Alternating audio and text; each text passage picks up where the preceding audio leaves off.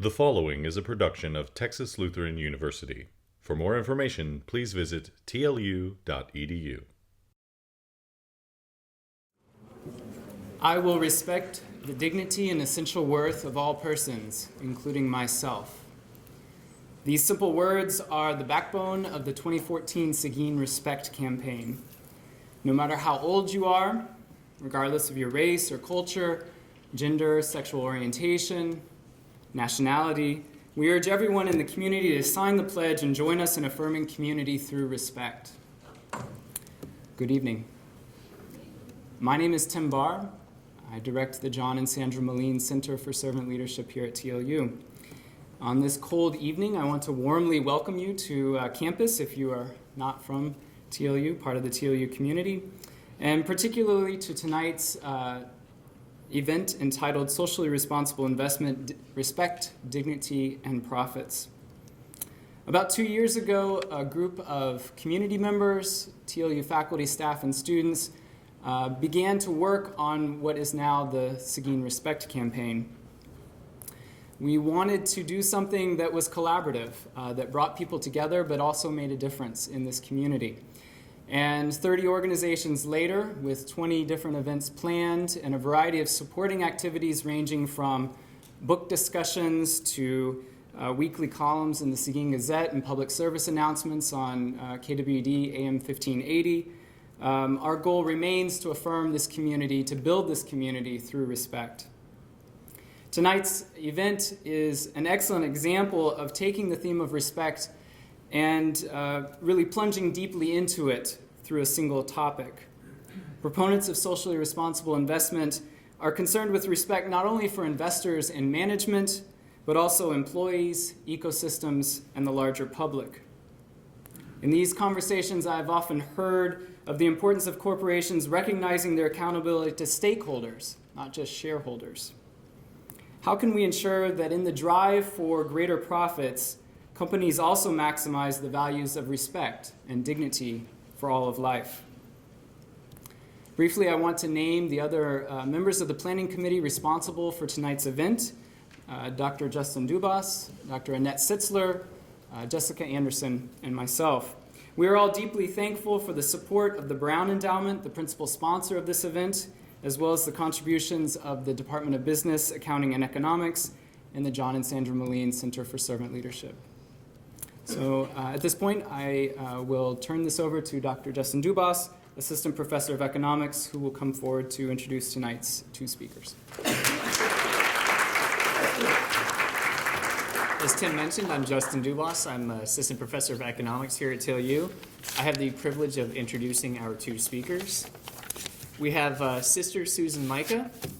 She is a Benedictine nun who spent time in a number of different roles, and specifically tonight we'll talk about her role as a social justice advocate, where she's focused on showing corporations the need to be more responsible in how they care for their workers and the environment. She's spent a lot of time working as executive director of the Socially Responsible Investment Coalition, SRIC, where they leverage the equities that they own and other religious investors, the ownership of those institutions as well. And they work with these different groups to try to raise issues such as executive pay, lobbying by corporations, and other things of concern. And they do this by engaging in dialogue with management, file shareholder resolutions. They vote shareholder proxies and attend annual meetings of shareholders. She was also the co-founder of the Coalition for Justice in the Maquiladoras, focusing on pollution and worker safety. This was one of the first binational groups to come together in the late 80s, with churches, unions, workers, and environmental groups all working together. They also developed one of the first codes of conduct to help raise awareness of corporations doing business in this region of Mexico. The expertise in these issues came from these experiences, has also led her to playing a leadership role in the Interfaith Center for Corporate Responsibility based in New York. And then she started another Benedictine monastery, a coalition of Benedictine monasteries who wanted to work together on corporate responsibility. She has worked tirelessly to improve the lives of workers and influence corporate behavior. In fact, she recently won the Eyes on the Prize Award of Faith Leader by the National AFL-CIO. Reverend Séamus Finn. He is on the team of Justice, Peace, and Integrity of Creation Ministry of the Missionary Oblates of Mary Immaculate. He's been there since 1986, where they work on the faith-consistent investment / socially responsible investment program for the U.S. and for the congregation. He's the chief of faith-consistent investing for the Investment Trust. He's represented the Oblates at the Interfaith Center on Corporate Responsibility in New York since 1988 and is the vice chair on the board. He also represents the Oblates on the executive committee of the International Interfaith Investment Group.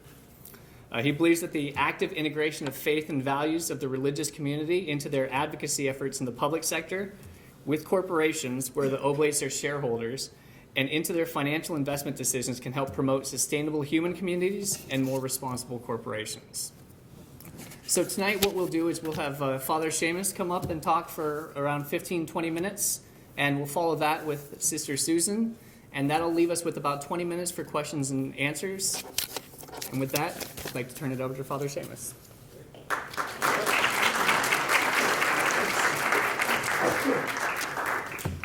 Move this way a small bit probably so I can see. So, good evening. Good to be here. Glad I got out of Dallas. Nearly spent the whole day there, but I guess they're not used to a lot of snow up there. I'm a New England man myself and spent a lot of years in Vermont, so used to plenty of snow and plenty of that other stuff that comes with it. But anyway, glad that we can be here together this evening.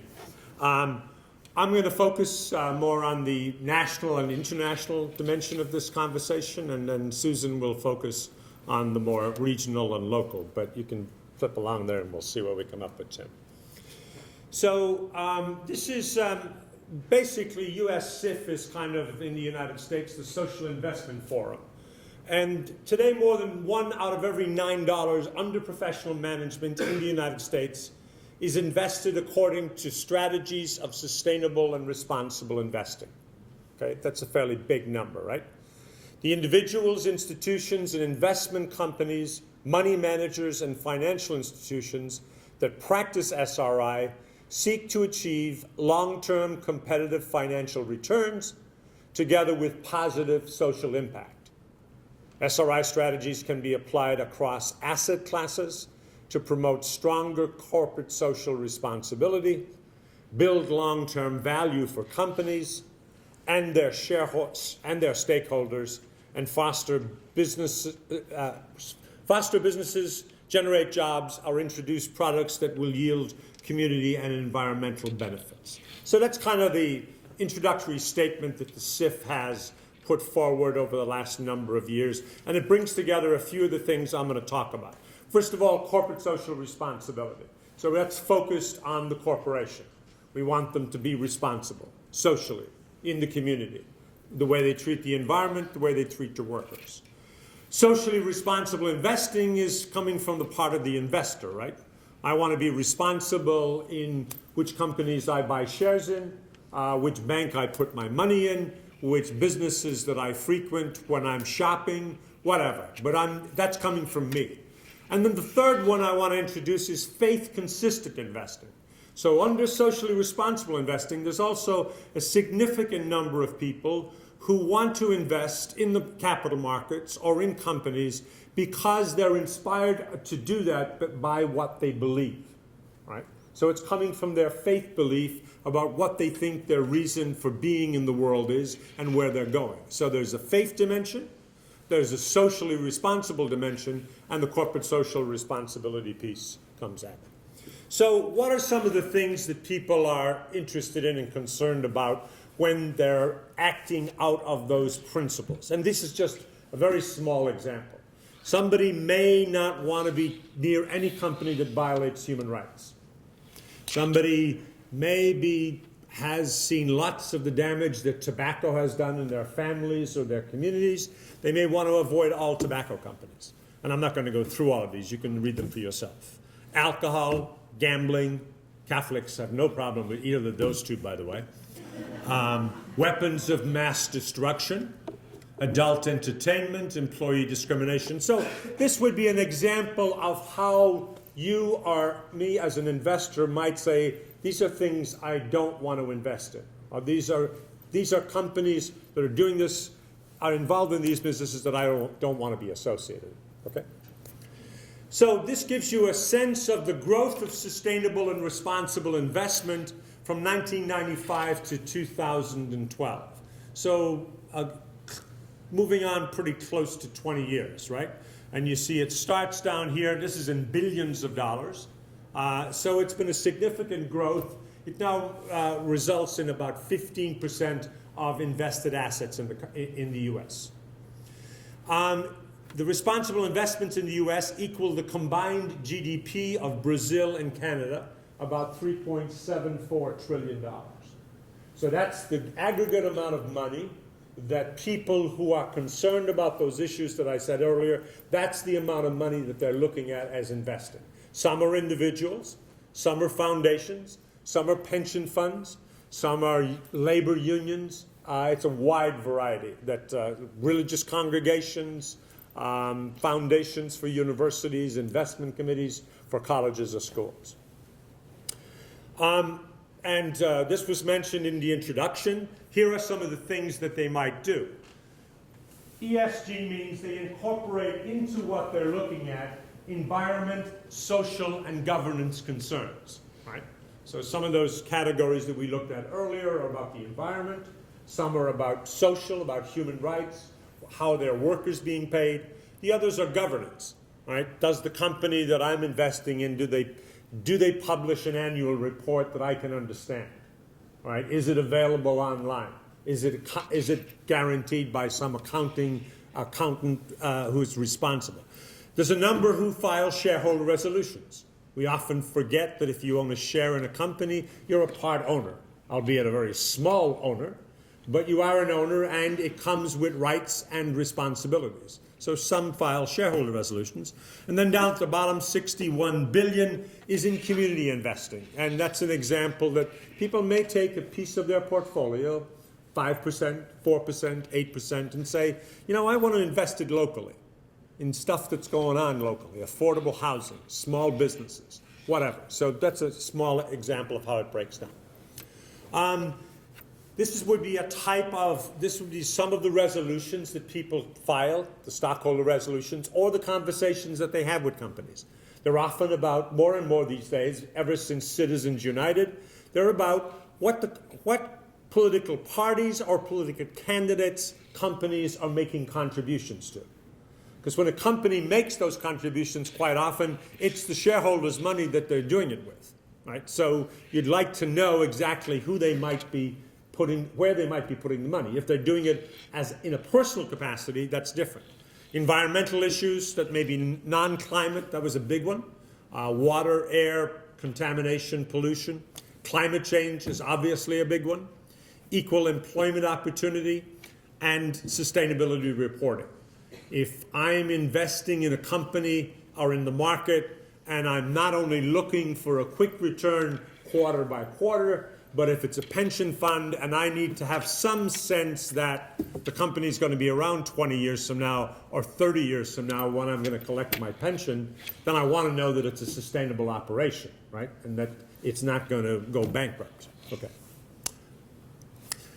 Just a quick slide just basically saying much of this historically goes back to the period of the apartheid struggle in South Africa, with the churches in particular, with particularly focused on U.S. companies that had a presence in South Africa during the apartheid period and were either paying taxes to the government that was enforcing the apartheid system or otherwise doing business in a way that wasn't very helpful to the community. So much of the genesis of what we're talking about is there.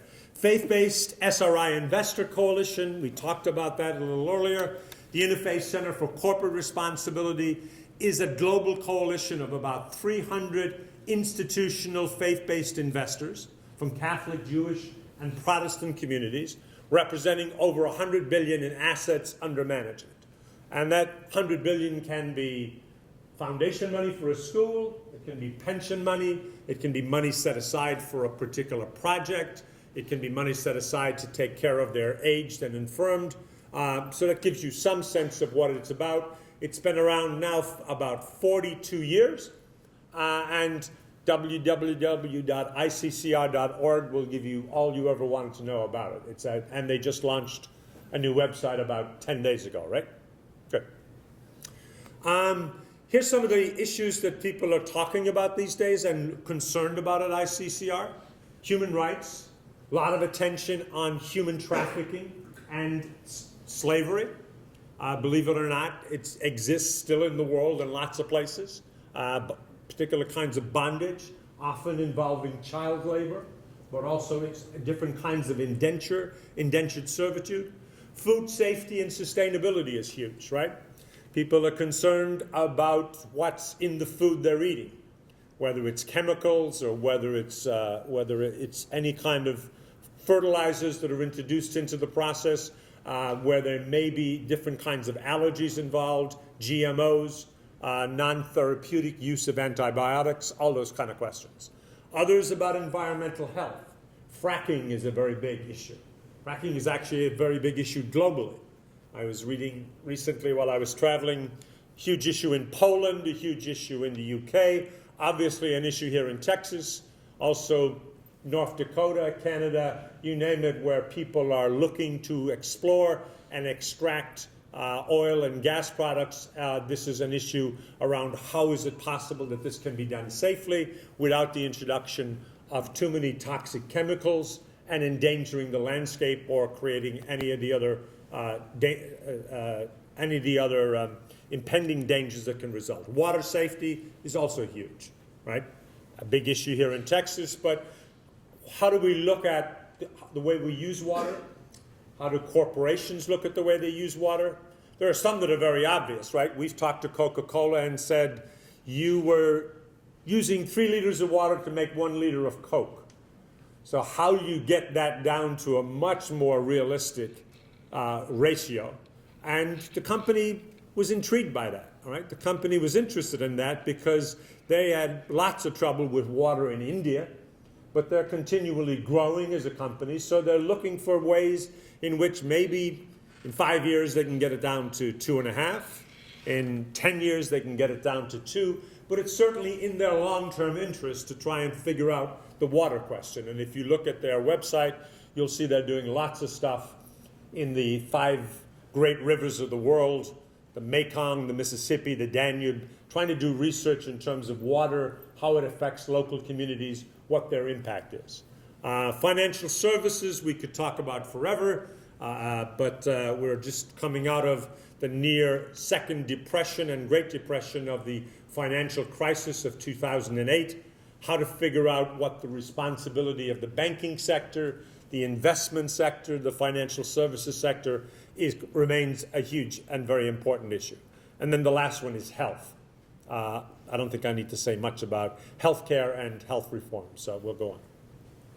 Another organization that kind of takes this work internationally is the International Interfaith Investment Group, which is a very smaller organization, much younger, but is connected more across the world than ICCR would be, but trying to look at genuine interfaith dialogue and cooperation around investments. Plenty of resources that they publish. Say I'm a small group and I'm an investment club, or it's my parish or school or my association pension fund. How do I get started? So they put together some resources that says, here's a tool by which you might, if you wanted to look at socially responsible investing or faith-consistent investing, here's a pretty practical kind of booklet that would help you to do that. Last thing I want to talk about is factories in Bangladesh. Probably every stitch of clothing that we were wearing in the room tonight was not made in the United States, unless you made it yourself. Right? We had this massive factory collapse in Bangladesh last April, right? Nearly 1,200 people dead, 2,500 injured, and many unidentified, most of them very young people, right?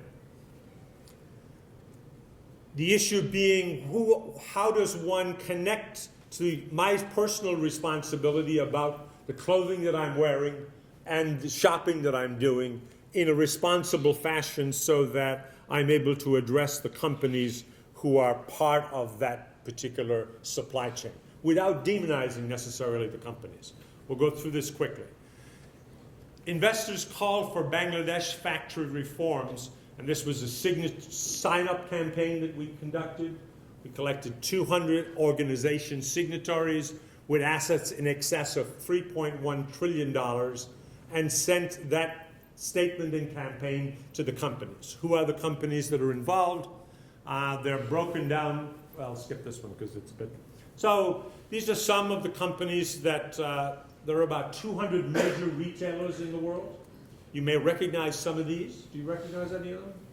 All right. So go ahead to another bunch. All right. There's another one. This one's more alphabetical. Benetton is there, and Carrefour is there. Go ahead to some others there. H&M. Is H&M down this way? Or, yeah. Okay. So you've got Forever New, and you've got John Lewis, and you've got, anyway, you can read them. Lots of these you'll notice are European companies, because the European companies and the US companies split on their response to the collapse of the factory in Bangladesh because of legal liability reasons. The US companies felt that they would be subject to more lawsuits if they signed up to a certain accord, so they created their own, which is called the Alliance for Safety. These are all members of the accord. This is the 27 signers of the alliance. Here you'll probably recognize more of these because most of these are either US or Canadian companies. Right? So what the push was to try and get all of these companies to sign up to improving fire and safety practices and safety in buildings and factories in Bangladesh. And that's been going on since last April. We have access to many of these companies because we're shareholders, but also because we shop in their stores. We're clients, we're customers, we're stakeholders. So it's been, for the most part, a fairly successful campaign. Unfortunately, it took the loss of 1,200 very young lives who are working in a factory that was unsafe to bring this to the level of attention that it's now received. So just give you a quick example here. Wages in Bangladesh, in case you're not aware, at this time were $38 a month. Right? Since then, through a campaign of the workers and others, they're now raised to $67 a month. That's for about 48 hours work a week. So this is an effort on behalf of shareholders, stakeholders, and companies to address a very present and ongoing issue that's out there. Two last couple of things here. This is to kind of give you a sense, especially if you're more in the mainstream of financial investment. This is put out by Bank of New York Mellon.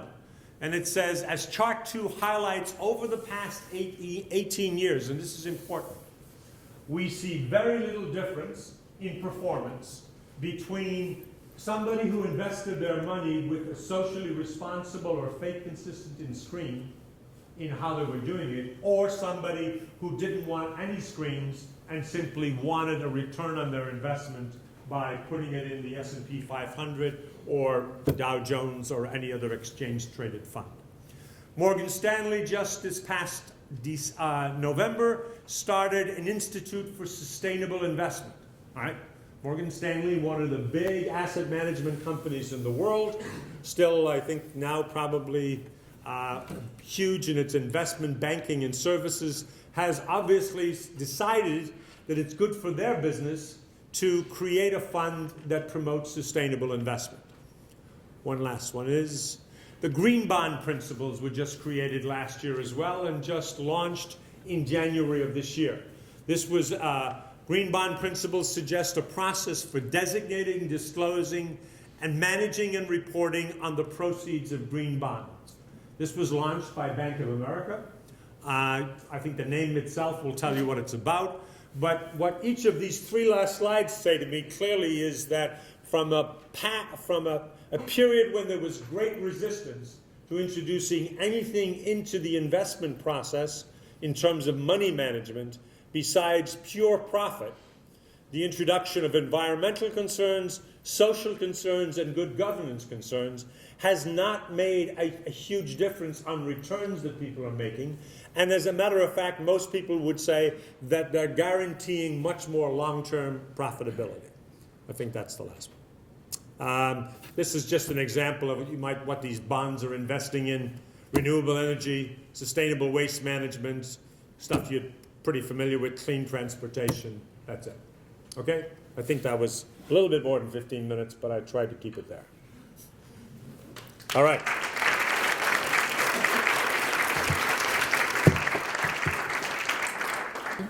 Sister Susan Mika, and I'm very happy to be here tonight too. And there's just so much going on, and I think Father Séamus has set kind of that table for us. So we're going to plug in a few of the things that we've done here locally in that sense. And some of my slides are sort of on the same vein, but I'll try to be explaining a little bit more too. So let's go to the next one here.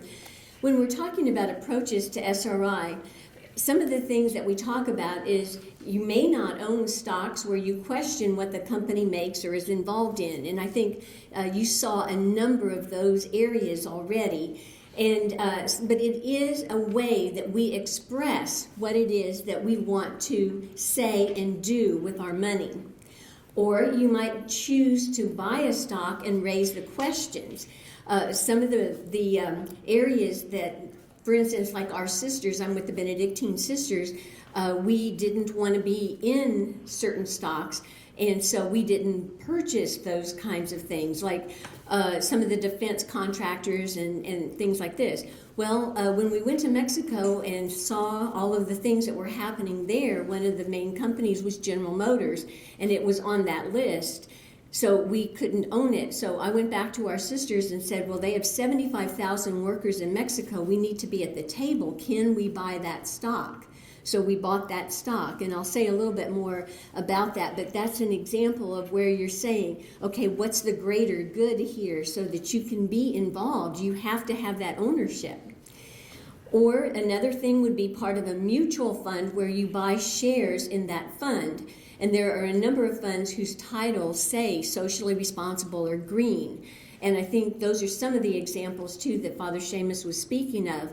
And through our work in the Interfaith Center on Corporate Responsibility, there are a number of groups that are involved in this with us. And so, like, for instance, if I was telling some of you earlier about Domini Social Equity Fund, and they had owned Walmart in their fund from when they started in 1991 until 2001, when they decided to sell their shares of Walmart. It was a period of time when Walmart was not being very responsive on a number of issues, and they decided that they were going to have to sell their shares. So they made that very public. In the meantime, the rest of us that were owning these shares in Walmart had to say to ourselves, are we going to sell our shares too, or are we going to continue with our engagement? And Father Séamus and myself are both part of our national Walmart team where we're raising the questions and going to meet with the company and all of those types of things. So obviously we've decided to keep the shares and keep raising the questions. But it's just, to show you different aspects and different ways that maybe individual orders can operate versus maybe funds in that sense. So just to give a few examples.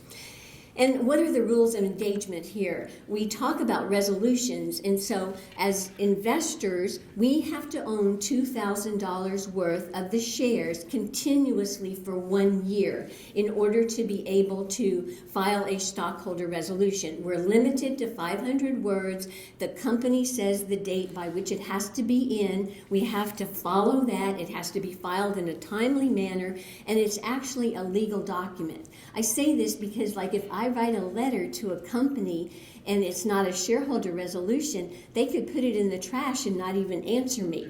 But this is a document that's regulated by the Securities and Exchange Commission. I think that's on the next slide. So, when we see this, they tell what the rules are, and it's a document that goes in at the corporate secretary level. So that's a very high level within the company, and they have to deal with it. They and the board have to deal with our resolutions. And if they make it through all of the process, then they are part of the proxy that goes out to all of the shareholders to be voted on. So I brought here Lubies and Energizer, the Energizer Bunny. But these are some that are just being voted on this past month, now that we're into February. These were in January, but you look at the board of directors, you look at their finances, you look at what the CEO and the top people are making, and you vote on all of this, as well as any shareholder resolutions that we might have filed. And I put up here two dialogues, that's our daily bread, really. We are involved in so many dialogues, almost sometimes on a daily basis with various companies. And so those are where we raise a lot of the questions. And we've been in this dialogue with Walmart for several decades. And we've been going over there to Bentonville ourselves in person since 1999. So you can tell that, I mean, this is like a long-term commitment in that sense. So, to say the least. And short-term versus long-term. Okay, I put down here the Interfaith Center was founded in 1971 around the apartheid issues, and General Motors was the very first resolution by religious groups to be raised. The Socially Responsible Investment Coalition, which we call SRIC, was founded in 1982. And then I also founded the Benedictine Coalition for Responsible Investment about 10 years ago. We're all long-term investors. And there's I think about 14 or 15 of these coalitions around the country. So SRIC and the Benedictine CRI are one of several. And sometimes they're regional, sometimes they're not. Like, for instance, SRIC is regional, but beyond Texas as well. The Benedictine monasteries, they're all over the country, and one in Mexico. And the questions, like on apartheid, were raised year in and year out on the proxy ballots from 1971 to 1994. So when you say, are you in it for like a day trader or, a few minutes, etc., the absolute answer is no. So you can see that by the long-termness of what we're talking about. And these were some of the concerns that, like, our groups have been raising. We mentioned South Africa and apartheid, the whole area of the maquiladora factories in Mexico, the jobs, the working conditions, the environmental degradation that was going on. And we tell many, many, many stories about this because, for instance, the Oblates of Mary Immaculate, which is Father Séamus's order, they wrote a letter to Ford, and the people from Ford told us it went to the very highest levels of the company, and they did not know what was going on in those factories. And many of us led those dialogues to let the companies know what was actually going on the ground. And I was involved in many of these dialogues. I kind of led the dialogue on Alcoa. And we took workers to the Alcoa annual meeting so that they could hear the shareholders. It was more than this, maybe 200 people, hearing from the workers in Spanish what was going on in the factory. And again, those workers were young. They were working exorbitant hours for like $23 a week, and they were working about 48 hours. And one of the workers was explaining that in the factory that week, someone had caught their leg in one of the machines and had to go into they have like a little sick area, infirmary area, and then came back onto the floor. Well, what we didn't know is that Alcoa was one of the companies that was just so strong on safety. So they were just horrified at what they were hearing firsthand, from the workers, not knowing really what was going on in some of those factories. So we were able to raise up those questions to a whole different level because we were shareholders and we were taking the workers to speak truth to power. And they were telling their own stories. Wherever we can, we have workers tell their own stories. When they can't go, like right now, it's very hard to get workers across the border because of all of the problems that we're having, along the border, and just permits are not given. So sometimes now we have to raise those concerns versus having the workers be able to raise them themselves. But that's always our bias, that the workers be able to do it if they can. CEO pay and what workers make. I was saying earlier that that's one of the things that you vote on the proxies, is you're voting for the pay of the top CEO and the top several officers. And so usually I'm voting against it because the pay just seems very exorbitant to me. I said that when the CEO pay and the workers pay is more even, then I'll be voting, for it. But right now, it's usually millions and millions of dollars for those CEOs and not so for the workers. And I often say that without those workers, there's no product. There's no product. And as Father Séamus said, just looking at what we have today, I didn't make anything that I'm wearing. So I'm in debt. I'm in debt to those that made what I have on today. Banks and credit card company practices. During all this recession, depression time, we had teams that met with all of the major banks and the major credit card companies, talking to them about what was happening and trying to pressure them into changing their practices. So many things were happening around that time. And, we were faithful, consistent in meeting with all of those banks and saying, what are you doing about X? Or, and then, of course, TARP and all of the things that were happening. Plus, with the credit cards, just so much of, we were trying to get the interest rates down. Any of you that have credit cards, you know that if you miss the payment or it's late, you know what those exorbitant rates of interest are. And we've not succeeded in getting a cap at 10% or something like that, but we were, talking to the companies about our ideal, and that's even exorbitant. But impact of climate change, that is an ongoing conversation with so many of the companies, and certainly in our area, we're experiencing, different types of weather, etc. Water and food, we've raised questions just in so many of the areas around, what is happening. And when we talk about the water, we're talking about a water footprint now to almost every company. What are you doing to reduce your water footprint? Regardless, like at Coca-Cola, without water, they don't have a company or a product in that sense. But, with every company, what are you doing to reduce whatever it is that you're doing? So what's your baseline, and then how can you move from that baseline? So establish that, and then go, to look at conservation issues, etc. Human rights, I think that's the backbone of everything that we're doing, everything that we're talking about, no matter where the situation is.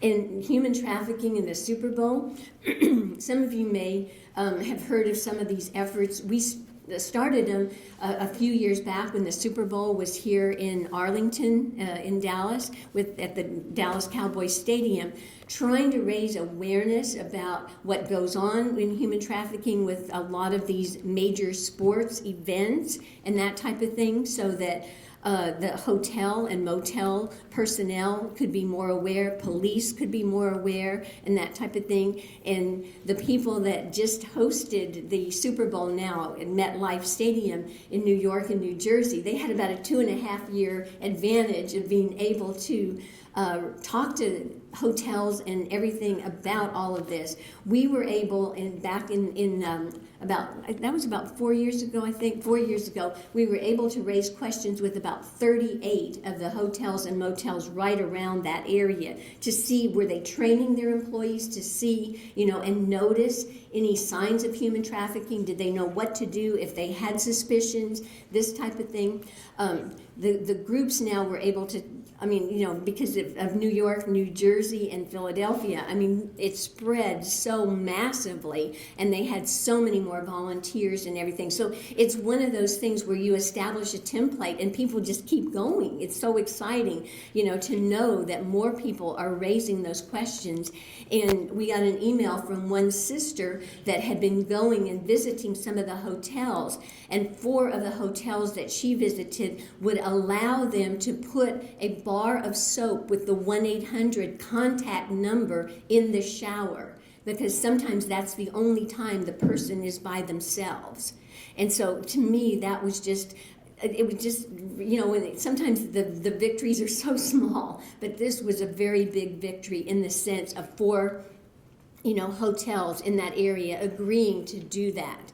So, and I'm sure there were others as well, because that was just like her report in that sense. So, and let's keep going. I know we're running out of time. So, what's going on in our area? Okay, I just picked up our paper today. Okay, CVS to stop selling tobacco products by October of 2014. Our groups have been working on these questions of trying to say what is the incongruity between these pharmacies, selling cigarettes and then trying to be healthful in all of these other ways, shots and medicines and all the aisles that are dedicated to health. In our paper today, it says Bexar County is the 15th in the nation for uninsured residents. We've got 355,799 people uninsured. Again, activists target our state over health coverage. SAWS might not, that's San Antonio Water System for those that are not from San Antonio, might not pipe water in. We're always talking about the aquifer. Is it recharging? What's happening? And then fracking seen adding to the stress of drought. Cold, rainy day put icy coat on San Antonio. Some of you were talking about that with ice, and the class is starting later today. And then I just put down the human trafficking victims rescued. That was in our paper about a week ago. So you can just see where do we get our issues? Duh, daily newspaper. So let's keep going. I just put in here a picture of last April. We did the Nuns on the Bus rally in Austin for the 1 million who could be covered by Medicaid in Texas. As you know, that we continue to work on that expansion, whatever we call it, Texas solution for more people to be covered. And because we have a governor and others that don't want to do this, it's preventing over 1 million people from even having that access to the Medicaid. And so we had about 400 people there that day. We worked with everyone that could come and visited our legislators. We visited the governor's office, that's the next slide, where we took over 500 letters. We sat there and I counted them out in front of them so that they would know that we had gathered a lot more people than could come, just to tell our governor that we would like to have that Texas solution, whatever that looks like, for the Medicaid expansion, because it's just so many people, I think on the ground, and that type of thing. So let's just keep going. The series report, this is an environmental group that's out of Boston, and they were here last week, and we took them on a tour of the Eagle Ford Shale. Some of you were telling me that you're from those towns near there. And that's the report that's in today's paper. They just published it yesterday. Fracking is seen to adding to the stress of drought. And this is the name of the report, Hydraulic Fracturing and Water Stress, Water Demand by the Numbers. And let's go on to the next one. They give us certain companies that they're talking about here. Anadarko Petroleum was found to have the highest water risk exposure among leading shale energy producers. More than 70% of its wells in high or extremely high water risk regions, including Texas and Colorado. They mentioned 3 others that have their Apache, Encana, and Pioneer, also in extremely high water stress regions. And Chesapeake Energy was the highest user of water for hydraulic fracturing at 12 billion gallons, with most of its wells in regions of medium water stress. And then 3 top service providers, Halliburton, Schlumberger, and Baker Hughes, account for about half of the water used for hydraulically fracturing nationally. So when you say, where do we get our information? It's reports like this of people that have the on-the-ground knowledge and can talk about all of this. Some of the people that were with us last week were going on to a conference in Houston, and they were the presenters. And so we use some of this material then to be able to go back to the companies and raise those questions. Let's keep going. And then here they say this about the Eagle Ford Shale. Faces some of the highest water challenges of any shale play. And it uses the highest in the country about water at 19.2 billion gallons. I mean, when we look at this, and I think they mentioned this too, about each well taking about 4 million gallons to frack. So when we say, what is it that we can do, we as the investors in these companies are the ones that are trying to raise those questions, because us as little people, I mean, you know, how are we going to impact that? It's a little bit harder. So that's why we're, you know, hanging in there with some of those companies to raise those questions in a way for all of us, you know, and for the next generation, because we're always so worried about water here. And so anyway, here they also talk about groundwater depletion, and then they talk about some of the other companies that they mentioned that are really big, and they're big in our area: Anadarko, EOG Resources, SM Energy, Marathon Oil, Chesapeake, and Murphy Oil. So there's so many things that we could talk about just with all the problems that, you know, how this has changed the small towns in the areas where it is. And maybe during the question and answer we'll be able to get into a little bit of that. But I just took this picture showing you how the landscape is changing with all of the equipment that's being brought in, fences that are there, and we saw too in so many of the areas they have to put in how they're going to contact someone if there is a fire or something, because the gates are closed. And we talked to some of the persons that are in those fire and EMS situations. What do you do? You know, and how do you help in that sense? This was in Victoria, this was in the Victoria paper. Dumping on Nordheim, the residents say no. So we met with the mayor there. People organizing to say no to some of the things that the companies are asking them to do, selling of the water or building of ponds right near the city, you know, for some of the water, etc. So it's just an example of how trying to stay connected with people on the ground so we can tell the companies we know that this is going on.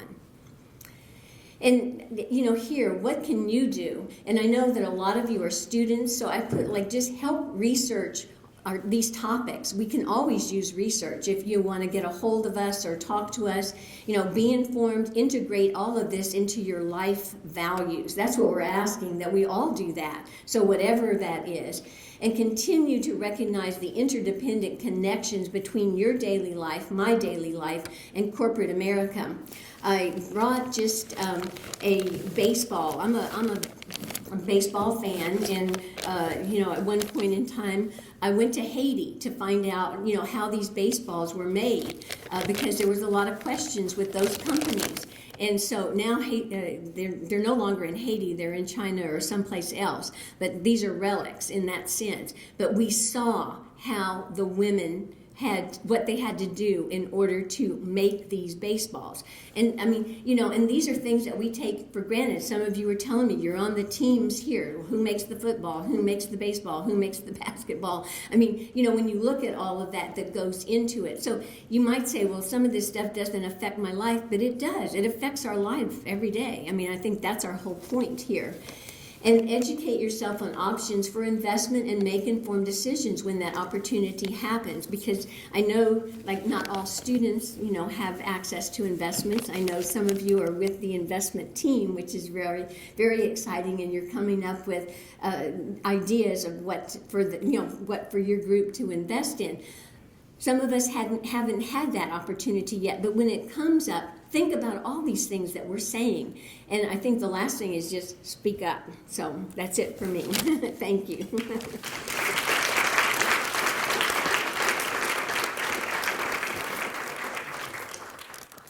I think the room's small enough that maybe we can just have anybody who has a question kind of stand up and ask either Father Séamus or Sister Susan.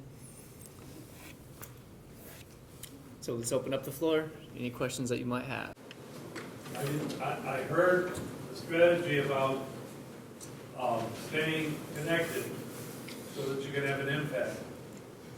What are the circumstances that go through your heart, not to say your head, I'm going to say your heart, that make you turn on that commitment and coalesce with people to withdraw from the company? Well, I think that, during the apartheid struggle, there were those various strategies. Some churches invested, some churches divested, some people were arrested. I mean, just protesting in front of the banks or in front of some of these companies. So in some ways, we're autonomous, so that, like, I can't tell you what to do, but I mean, if there are people that want to get together for a strategy, they might do that. And so one strategy is divestment. I mentioned that, like with the Domini Social Equity Fund and Walmart. They had that stock in their fund of 400 stocks for 10 years, and then they decided to divest. So they made it known of why they were divesting. And so then it calls on the rest of us to raise that question with ourselves. Are we going to do that too, or will we have another strategy? And I don't think I'm thinking that we can't tell each other what to do, but in coalitions, oftentimes people get together for a particular purpose. And there's a number of coalitions out there right now that are calling for divestment in certain areas. And I don't know if you're talking about any particular area. No, I was more interested in what were the decision points in your own mind for, hey, this business of staying connected to Walmart is not working. It's time, not only that, I need a little help here, so I'm going to reach out and encourage other people to dump it. I think that with Walmart, one of the things that those of us that are staying in connected and invested, we see that company is the largest retailer. It has, depending on what figures you use, 1.3 or to 1.4 million workers, and all those workers have families. So anything that they would do would affect that many people. So if they would raise the Walmart minimum wage, that's how many people could be affected that are involved. If they, in recent years, they've done a lot on the environment. They've told their vendors they have to have less packaging, they have to have less plastic, whatever, in order to stay on their shelves. And of course, they want to stay on their shelves, so they will do that. And so they have a tremendous leverage.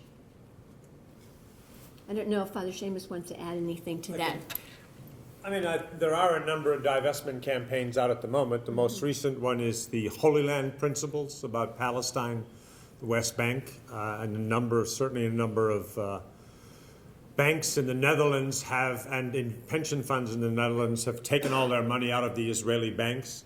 That's usually a very controversial issue in the United States, and so that's difficult. There is the 350.org divestment campaign from fossil fuels over the next 5 years. So it's not saying you need to do this immediately. I guess it ends up in many of these campaigns to try and make a decision about, is the conversation with the company constructive or not?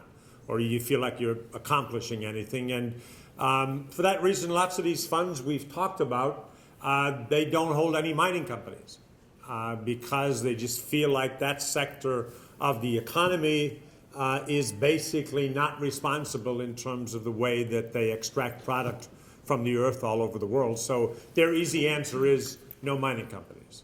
So it's a very personalized, value-based, faith-driven decision that each person, I guess, each fund has to make. Mm-hmm. And I think issues just keep coming up. I didn't even put up there the conflict minerals that we find in our phones, our smartphones, etc. There's a lot. We participate in conference calls about that every month to try to see what's going on and what progress is being made and that type of thing. So because it's a fact of life for many. So I think that, our stance would be to try to be involved, for the most part, in the conversation.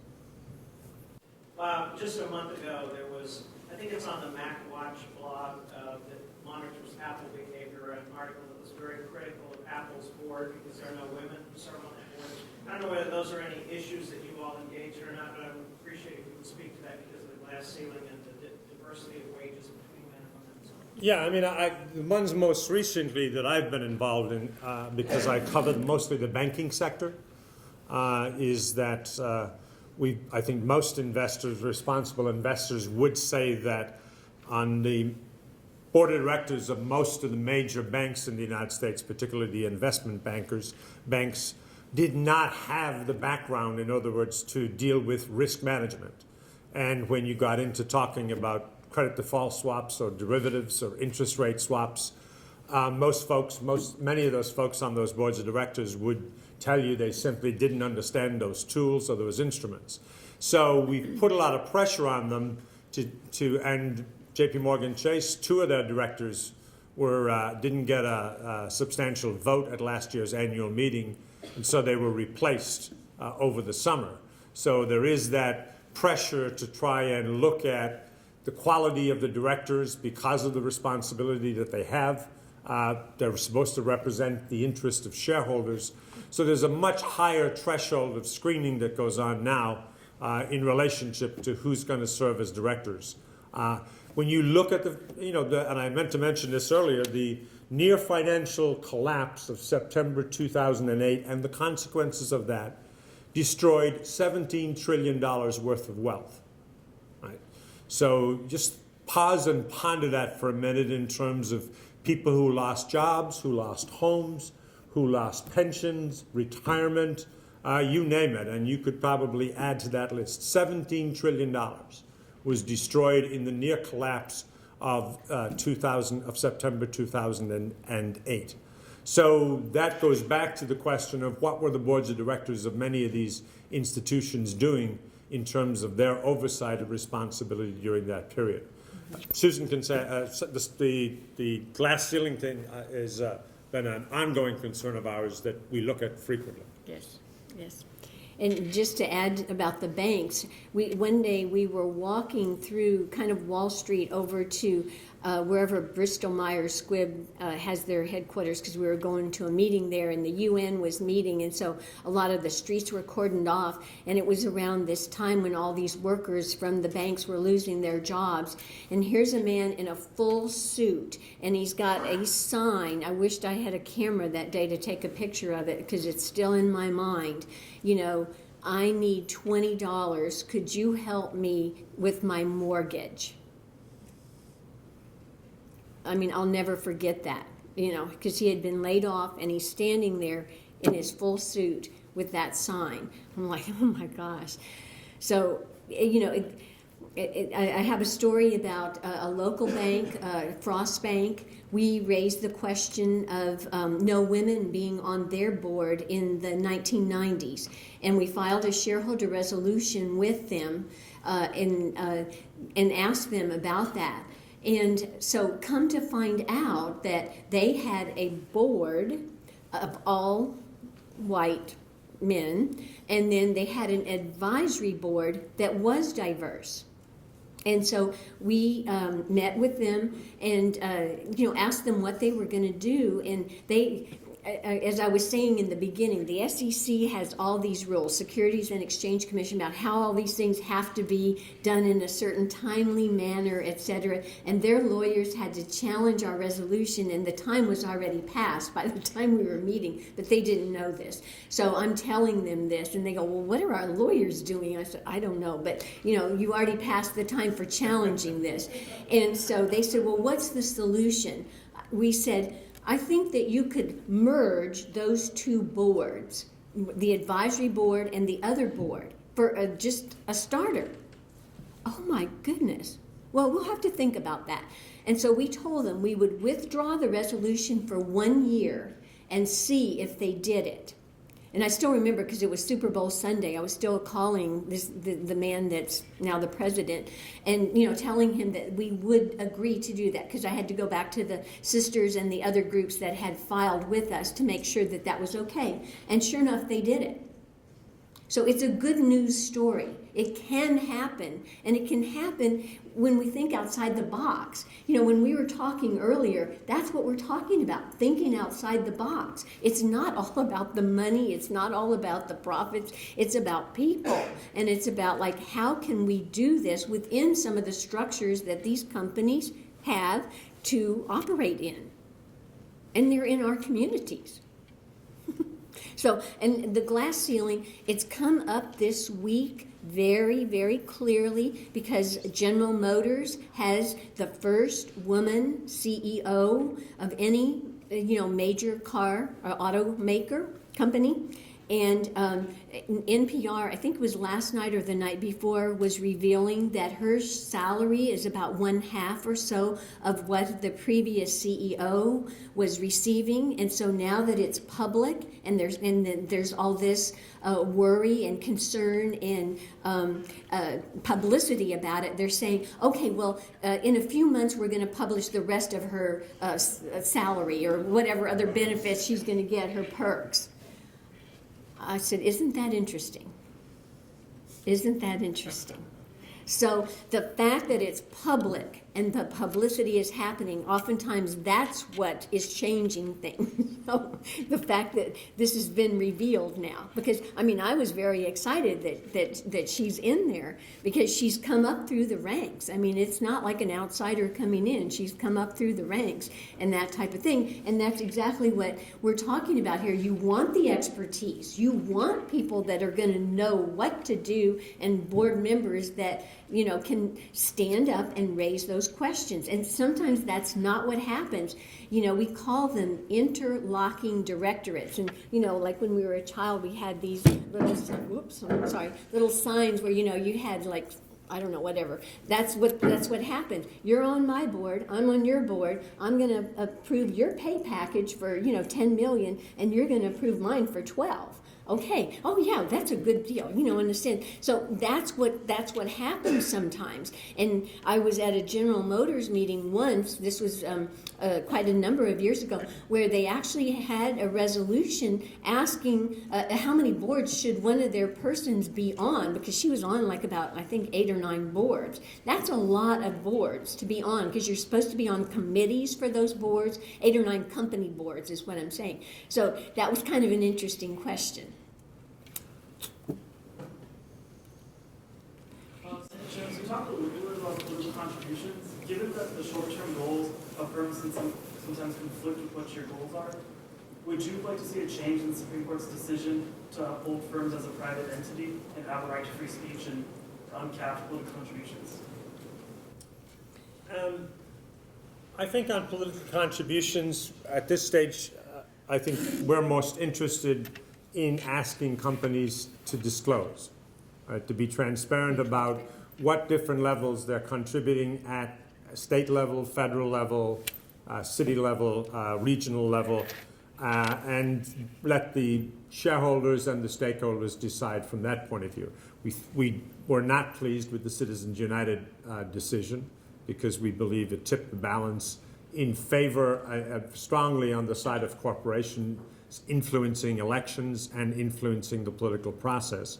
So some modification of the ruling would, in our estimation, offer some better balance and offer a cleaner process in terms of campaign financing and political contributions. So in lieu of that, what we've been asking is that companies will disclose to shareholders if they have a PAC within the company, if they're encouraging their employees to contribute to that particular PAC.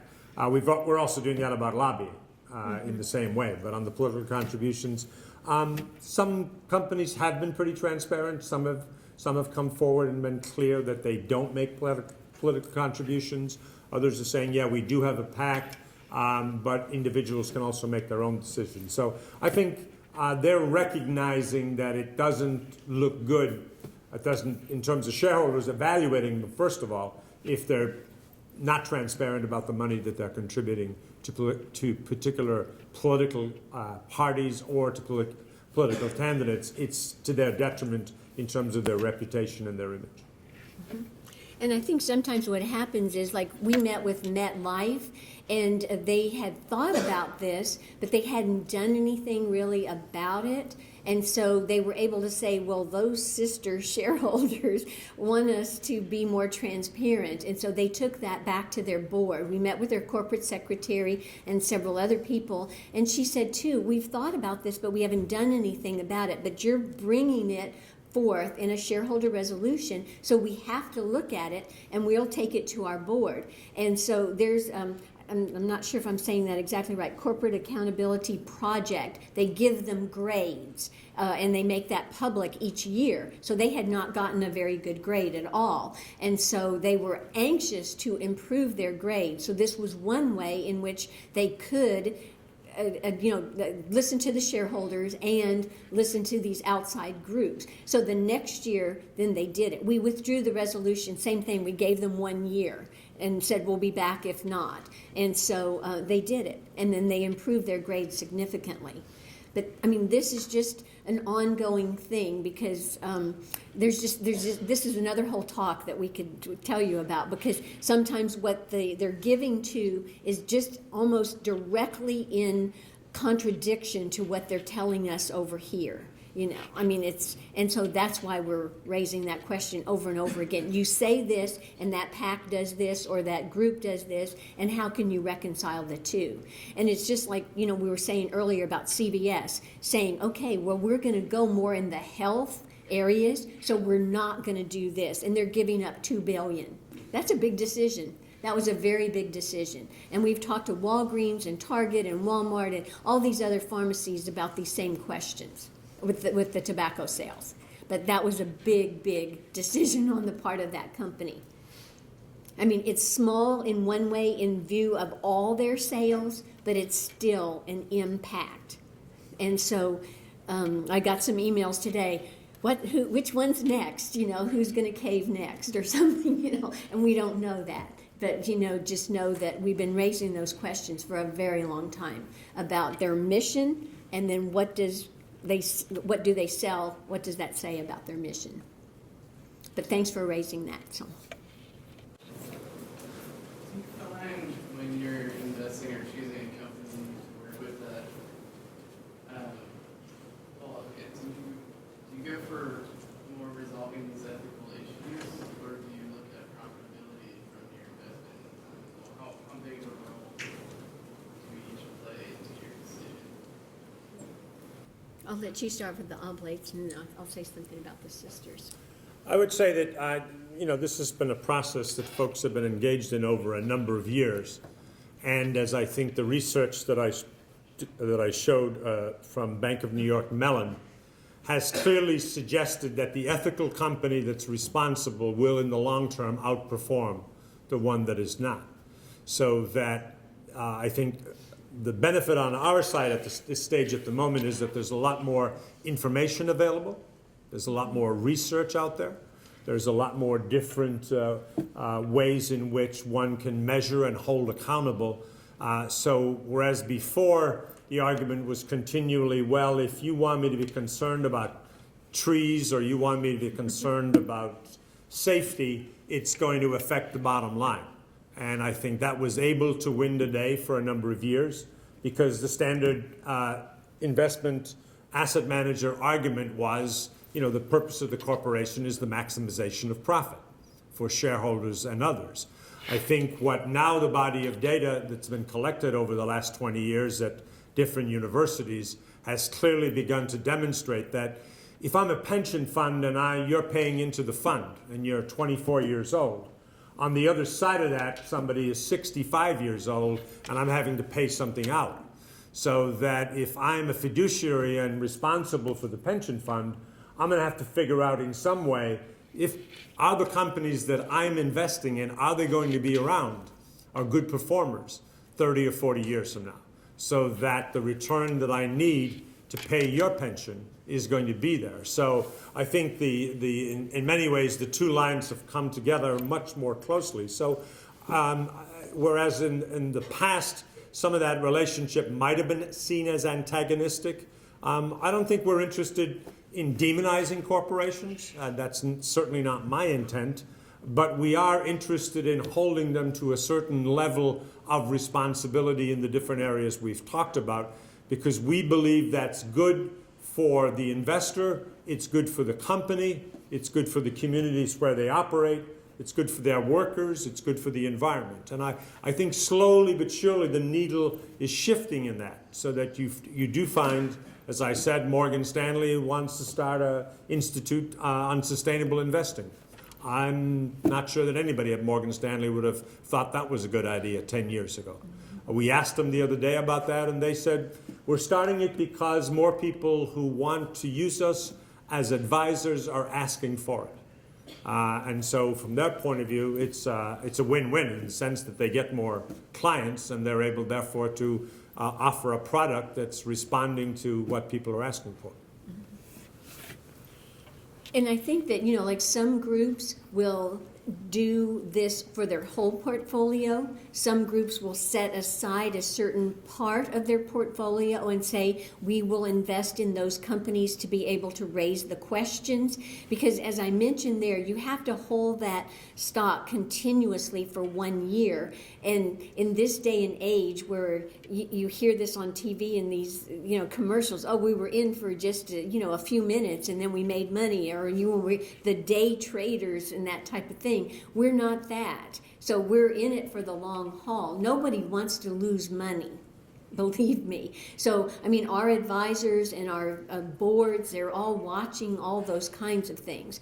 So there's different strategies in that sense. But again, I feel like if you own one share, you are an owner of the company. So, if there's something going on there that you disagree with, you should speak up. And I remember one time, I can't remember the issue, and the legislature was down around Victoria. We were talking about the Eagle Ford Shale area there earlier. But and he changed his mind on whatever the issue was. And so people asked him, why did you change your mind? He said, oh, I heard from people back home. And we said, oh, okay. And what did that look like? I got 5 letters. And he changed his vote. And I can't remember exactly what the vote was, but it's just to say sometimes it doesn't take that much. Just like with Morgan Stanley saying, well, our investors are asking this. Was it 2? Was it 10? Was it 100? We won't ever know. But somebody raised that issue with them, and they saw an opportunity. So it's the same thing here, And I was telling you earlier, you're the next generations of what we're doing this now, but you're going to be needing to do this with us and continue on all of these questions. Those are a lot of deep questions there, for our planet and for all of us, what we want our world to look like for the future. And so we're speaking to you because you're part of this. You're invested. If you've got clothes on tonight, you're invested. So, it's that simple. Cold also, by the way. Right. I'd like to thank you for your questions, and I think Tim had some parting words here. So when we talk about civic engagement here at TLU, we remember that there are linkages between what we learn in academic settings in the formal classroom and what we learn in community settings outside of those formal classrooms. And I really want to thank both of you for the ways in which you have bridged those two worlds tonight and brought what you have done and continue to do here into this academic setting to teach us and to inspire us. So we have a gift for both of you for your fairly traded coffee, which I'm sure is the only thing that you will drink. We have a TLU mug and also a copy of the TLU Reader, which is an anthology of essays about liberal arts education written by faculty and staff here at TLU. Thank you so much for being here tonight.